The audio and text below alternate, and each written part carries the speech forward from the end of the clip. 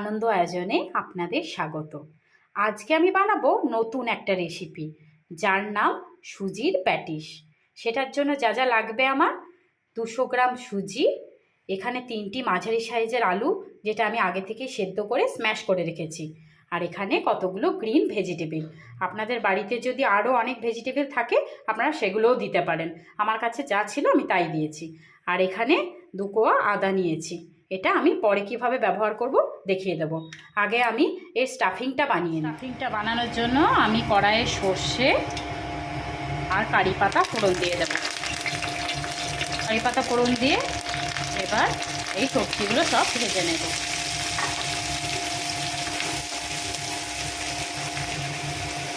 ভেজিটেবলগুলো এগুলো ভাজা ভাজা হয়ে এলে আমি এবার এর মধ্যে দিয়ে দেবো আন্দাজ মতো নুন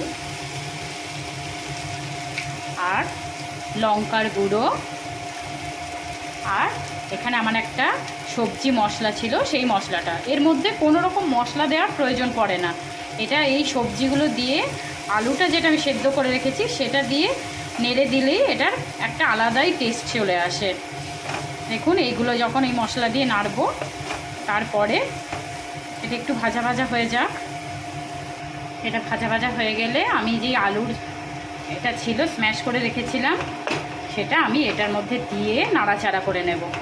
এটা যেহেতু আলুটা সেদ্ধই আছে, এগুলো একটু অল্প নাড়াচাড়া করে নামিয়ে নিলেই হয়ে যাবে। আমাদের সুজির এই স্টাফিং একদম রেডি, এটা আমি একটা বাটিতে নামিয়ে নিয়েছি।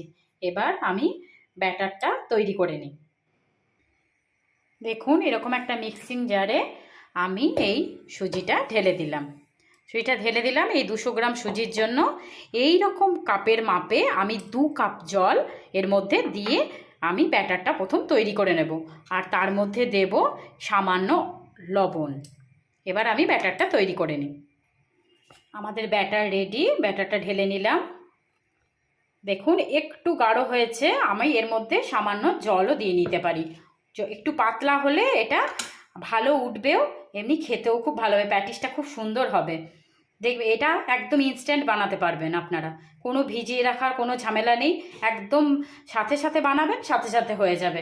এটা যেমন আমার আগের যেই চ্যানেলটা যদি আপনারা ফলো করেন তাহলে দেখতে পাবেন আমি যখন ইডলি বানিয়েছিলাম তখন এটা আমি 15 মিনিট ভিজিয়ে রেখেছিলাম।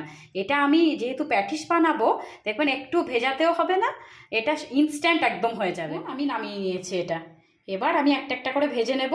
তার আগে আমি যে আদাটা রেখেছিলাম সেই আদাটা এর মধ্যে কুচিয়ে দিয়ে দেবো, তাহলে মুখে যখন পড়বে খেতে খুব টেস্ট লাগবে। জিনিস নিয়েছি, এর মধ্যে আদাটা এরকম করে নেব, তাহলে খেতে ভালো লাগবে। এর মধ্যে আপনারা মৌরিও দিতে পারেন, আমার ছেলে যেহেতু মৌরি খেতে পছন্দ করে না সেহেতু আমি আর মৌরি দিতে পারলাম না। এই যে আদাটা আমি এরকমভাবে ঘষে নিয়েছি, এবার আমি একটা একটা করে ভেজে নেব। দেখুন ফ্রাইং প্যানে আমি সামান্য তেল দিয়ে এটা গরম করে নিই। এরকমভাবে আমি এরকম এক হাতা করে দিয়ে, যেমন আপনারা পাটিসাপটা করেন সেরকমই হবে, কিন্তু খেতে অসাধারণ লাগবে দেখবেন। এরকম একটা একটা করে আমি ভেজে নেব। দেখুন এটা এক সাইড হয়ে গেছে, এবার আমি এটার মধ্যে এই স্টাফিংটা যেটা দিয়েছিলাম সেটা দেব। দেখুন পুরো পাটিসাপটার মতো, আপনারা যেমন নারকেল ক্ষীরের পুর দেন, এটা আমি আলু সবজি দিয়ে স্টাফিংটা করেছি। এবার এটা আস্তে আস্তে উল্টে নেব। দেখুন এরকমভাবে পাটিসাপটার মতো আমি উল্টে নিচ্ছি। দেখুন কত সুন্দর দেখতে হয়েছে।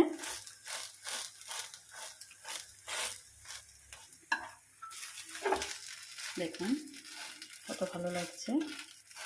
এরকম আমি একটা একটা করে ভেজে নেব। ওরকমভাবে আমি আবার একটা বানিয়ে নেব, এরকম করে আমি সবগুলো বানিয়ে নেব।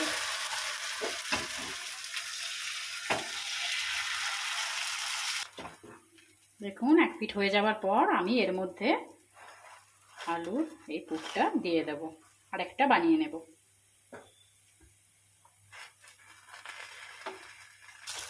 এরকমভাবে আমি আরেকটা বানিয়ে নিলাম। এরকমভাবে আমি সবগুলো বানিয়ে নেব। এইগুলো আমি সমস্ত এরকমভাবে বানিয়ে নিয়েছি, আরও অনেক বানিয়ে নিয়েছি, এটা পুরো সার্ভের জন্য রেডি। আপনারা মেয়োনিজ আর পিৎজা সসের সাথে পরিবেশন করবেন, দারুণ খেতে লাগবে। Thank you for watching.